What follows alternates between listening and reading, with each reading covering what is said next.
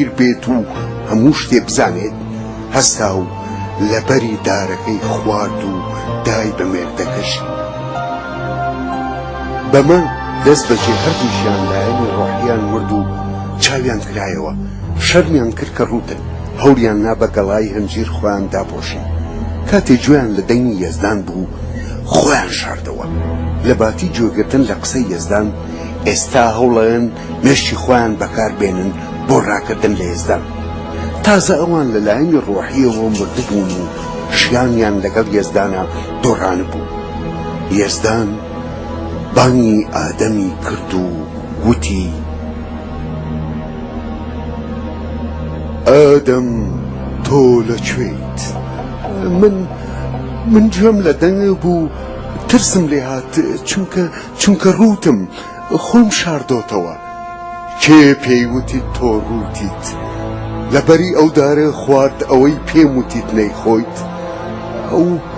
ئەو ژنەی ئەوەی تۆ یاد بە من ئەو لەبەری دارەکەی یامێ منیش خواردم. اینجا یەزدان بە ژنەکەی وت: ئەوە چیت کرد؟ ژنە وەڵامی یایەوە: مارەکە بوو، هەڵی خەڵەتانم. اینجا یەزدان بە ماری وت: لەبەر ئەوەی ئەمەت کرد لە ناو زیندەوەرانە بە نەفرەت بیت، هەموو ڕۆژانی ژیانت لەسەر سک ئەخشەیت و خۆڵە خۆیت. دوژمنایەتی لە نێوان تۆ و ژنا دروست دەکەم و لەوەی ژن سەرێ پانەکاتەوە.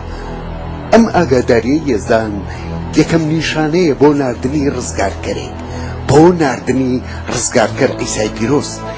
ئەیسای پیرۆز ئەوەی ئەبێت تەنها لە ژنێک لەدایک بێت و لە دواییە سەری شەیتان پانکاتەوە.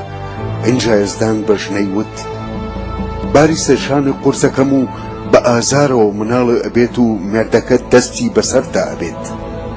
بە ئادەمیشی وت: چونکە بە قسەی ژنەکەت لەو دارەت خوارد، ئەوەی من قەدەغەم کردبوو، بەهۆی تۆ نەفرەت لە زەوی ئەکەم. بازار و ئەشکەنجە و ئارەقرشتن لەبەری زەوی ئەخۆیت. من تۆم لە خۆڵی زەوی دروست کرد و دواییش ئەگەڕێیتەوە و ئەبیتەوە بە خۆڵ.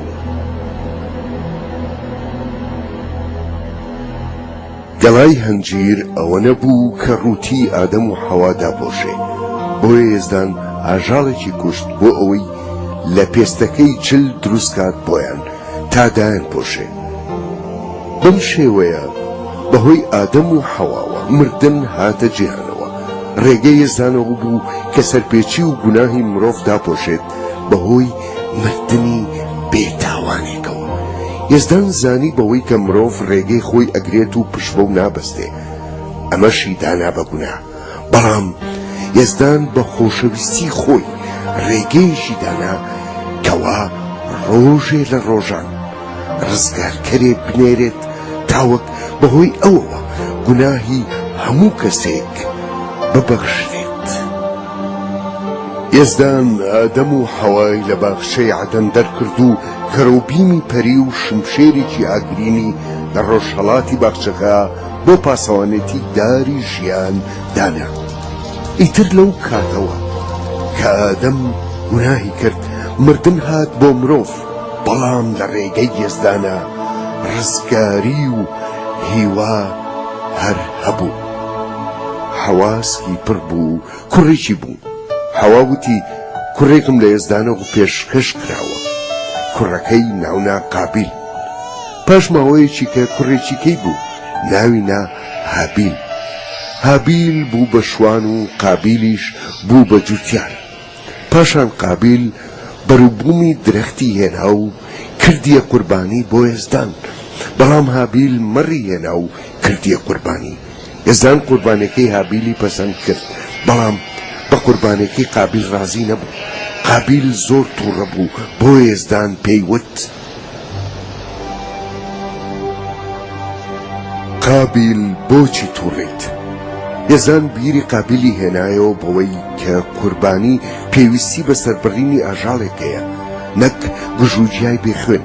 گژوجیای بێخوێن وەک چۆن گەڵای هەنجیر نەیتوانی گوناهی ئادەم و حەوا داپۆشێ. پرتووکی پیرۆز ئەوەمان پێ ڕائەگەیەنێت کە هابیل بە قوربانەکەی پیشانیە کە ئەو باوەڕ بە وشە و ڕێگەی یەزدانەکات، بەڵام قوربانەکەی قابیل ئەمە ناگەهێنێت. لە پەرتووکی پیرۆزا بۆمان دەرەکەوێت کە لە گوناه خۆشبوون پێویستی بە خوێن ڕشتنی قوربانی هەیە. قابیل ڕازی نەبوو و نەیویست قوربانی بکات. سەرەڕای ئەمەش براکەی تاوانبارە کرد.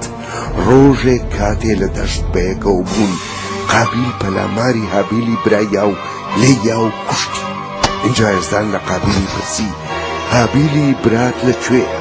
قابیل لە وەڵاما وتی: نازانم، خۆ من شوانی براکەم نیم. یەزدان پێیوت: چیت کرد؟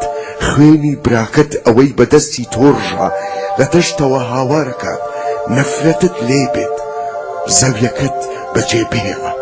دوای ئەمە قابیل یەزدانی بەجێهێشت. بەم شێوەیە سەرکەشی بەرامبەر یەزدان یەکەم کوشتنی لێ بووەوە، هەروەها یەکەم جیابوونەوەی خێزانی دروست بوو. ساڵ بە دوای ساڵنەوەی ئادەم و حەوا زۆر بوون و زەویان کردەوە. یەزدان بینی خراپەکاری زۆر بوو و دڵی مرۆڤ حەز بە خراپە ئەکا. بەمە زۆر سویر بوو، وتی: ئەو مرۆڤەی دروستم کردووە، ئەمەوێ لەسەر ڕووی زەوی نەیهێڵم. بەڵام یەزدان نوحی زۆر بەدڵ بوو. نوح کابرایەکی یەزدان ناس بوو، لەگەڵ یەزدان هەژیا.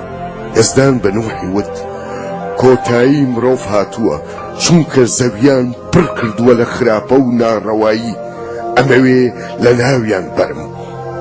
کەشتیەک لە دار دروستکە، ژووری تیادانێ، بەقیر ناو و دەرەوەی بکە، درێژەکەی 300 باڵ بێت و پانێکەی 50، بەرزێکەشی 30 باڵ.